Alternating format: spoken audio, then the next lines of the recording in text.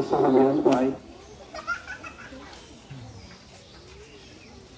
2022 সালের 1 জানুয়ারি থেকে এই মাদ্রাসার একাডেমিক কার্যক্রম শুরু হওয়ার পর থেকে এ পর্যন্ত এই 4.5 বছরের মাদ্রাসায় একটি গত 2 দিন আগে যে একটি শোকাবহ পরিবেশ, এই আঙ্গিনার মেধাবী মুখ, এই আঙ্গিনার যার কলরবে, যার উপস্থিতিতে এই প্রতিষ্ঠানটি একটি ব্যতিক্রমী চা পেত, সেই পিতামাতার কলিজার টুকরো প্রিয় শহীদ ওয়াইস কলোনির এই অনুষ্ঠান উপলক্ষে এই অনুষ্ঠানের সম্মানিত সভাপতি,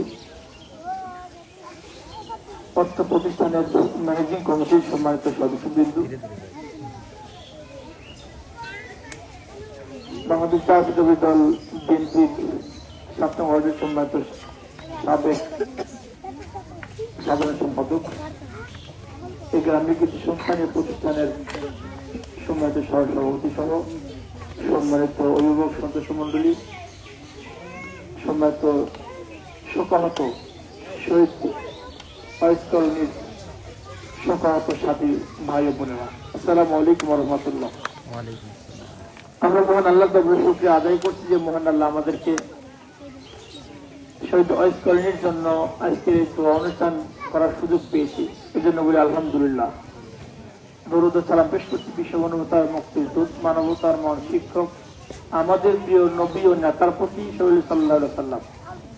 শহীদ আত্মার মাগফিরাত কামনা করে অনেক সময় কথা হয়েছে, আমি কথা না বাড়িয়ে আমি কয়েকটি কথা 2-3 মিনিটের মধ্যে আমার কথা শেষ করতে চাই।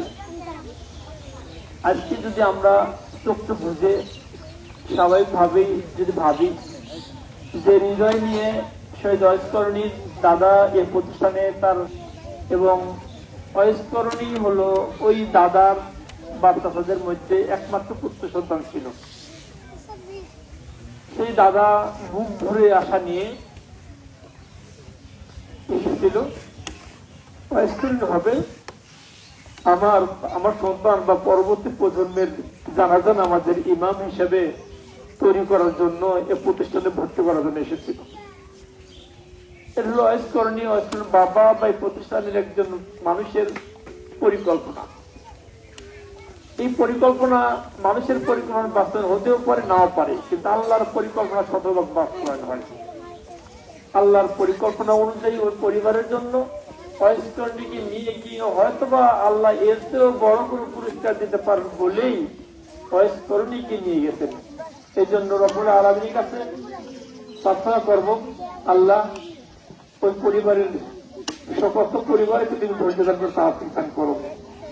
এই প্রতিষ্ঠানে মেধাবী মুখ চলে গেছে, শিক্ষকদের যে হাজারি, শিক্ষকদের যে কথা, এবং এই প্রতিষ্ঠানে কয়েকজন ছাত্র ছাত্রীর সাথে কথা হলো, ওয়াইস কলোনির ব্যাপারে যে ছাত্রছাত্রীরা ভালো কথাগুলো বললো, রব্বুল আলামিন এই বয়সে চলে যেতে গিয়ে যদি কোনো তার জীবনে ভুল ত্রুটি হয়েও থাকে, আল্লাহ তুমি মাফ করে দাও। এবং অপঘাতে মৃত্যু, পানিতে মৃত্যু, আগুনে পোড়া মৃত্যু তুমি শহীদদের মর্যাদা দিয়েছো, রব্বুল আলামিন শহীদ ওয়াইস কলোনিকে জান্নাতবাসী দান করো, জান্নাত নসিব কবুল করো। এবং শহীদরা জান্নাতে যাওয়ার পরে যে ব্যাখ্যাটা হাদিসে বা বিভিন্ন জায়গায় এসেছে যে এদেরকে জান্নাতে যদি বলা হবে কিন্তু এরা যাবে না, এরা বাবা মা বা প্রিয়জনদের জন্য অপেক্ষা করবে, জান্নাতের মধ্যে সবুজ পাখির ডানা নিয়ে ঘুরে বেড়াবে। আসুন আল্লাহ আমাদেরকে যাদেরকে মেয়ে ছেলে যাই দিয়েছে রব্বুল আলামিন তার প্রত্যেক সন্তানকে যেন ইসলাম যেন কবুল করেন। এই মাদ্রাসার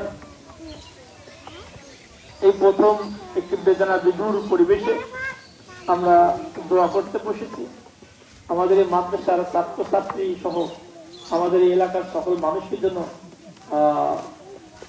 সকল আপদ চলে গেছে, রব্বুল আলামিন এই প্রতিষ্ঠানের সাথে পরিবারের রহমতের চাদরে আচ্ছাদিত করে নেন। এই কথাগুলো বলেই আপনারা অনেক সময় বসে আছেন।